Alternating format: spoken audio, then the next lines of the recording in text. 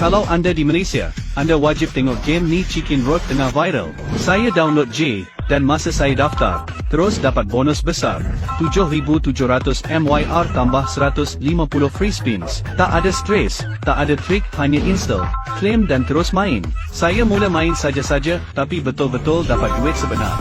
Jangan tunggu, download sekarang dan grab bonus 7,700 MYR tambah 150 FS anda. Hey, what's up? MKBHD here, and welcome to your first look and hands-on of everything Apple just unveiled today at their 2025 September event. This is iPhone 17, 17 Pro, and 17 Air. Definitely get subscribed to be among the first to see the full reviews when they come out. But this is my first impressions, and I actually found it pretty simple to synthesize my thoughts on everything they announced today. Like, there is some good tech, there's some interesting new designs, and some questionable decisions, but the funny thing is, as I go to these events and as I think about all this stuff, what usually happens is I end up typically getting some texts from friends asking what I think of the announcements, and my mental task is to summarize everything I'm thinking about into one or two easily digestible sentences or just words to understand what's new and what happened. I don't want to tell them too much information.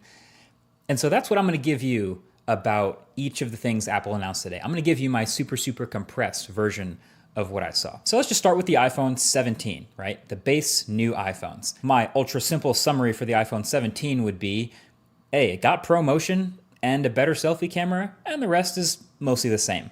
So the design is mostly unchanged other than the new colors, same screen sizes, same dimensions, same camera bump, same buttons and camera control, which they barely talked about. But there's a new A19 chip inside, which we expected. That should see some nice performance gains and efficiency bumps, roughly 20% faster CPU, which is nice. And battery life should be a few beats longer. And the display is brighter too, getting up to 3,000 nits. But this is the first time we are seeing a Pro-branded feature on a non-Pro iPhone, because every new iPhone across the range now has ProMotion. And it's the same ProMotion too. It's the adaptive 1 to 120 hertz.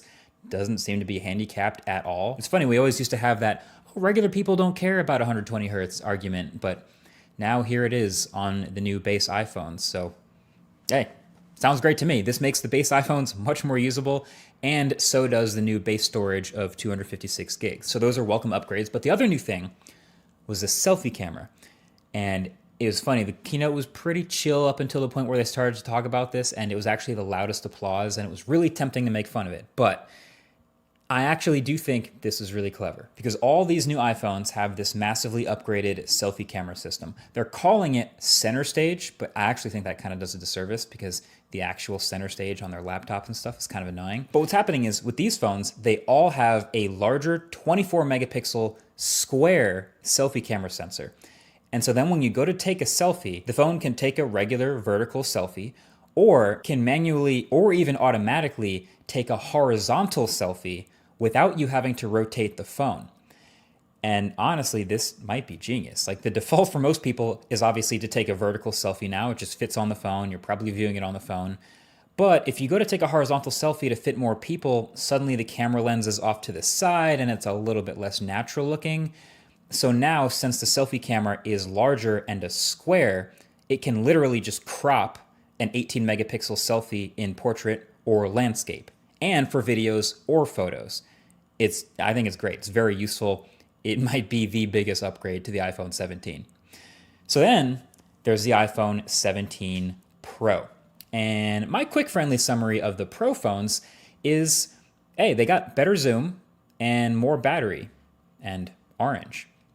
So the Pro iPhones actually look a little bit different. There's actually quite a bit going on here with this new design. First of all, there's only 3 colors: cosmic orange, deep blue, and silver.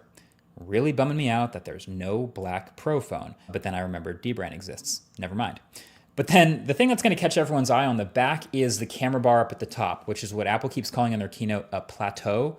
It kind of looks a little bit like the Pixel's visor, or frankly what we've been seeing on a ton of other Android phones for years now, just a huge bar across the top of the back of the phone. But it's actually not just cameras in here. Apple's done some rearranging of the insides of the phone to actually shove more components, like the A19 Pro chip and the logic board and storage up here in that bar so they could fill out more of the bottom of the phone with more battery. And that approach is going to make even more sense in a little bit. But my first reaction to that is, oh yeah, great. That sounds like these Pro phones might actually come with a real substantial battery upgrade from last year, which is again very welcome. Now you might also notice some other little things like the millimeter wave antenna at the top of the phone and the ring around that plateau actually also being an antenna. But then the other new design element is that they actually switched back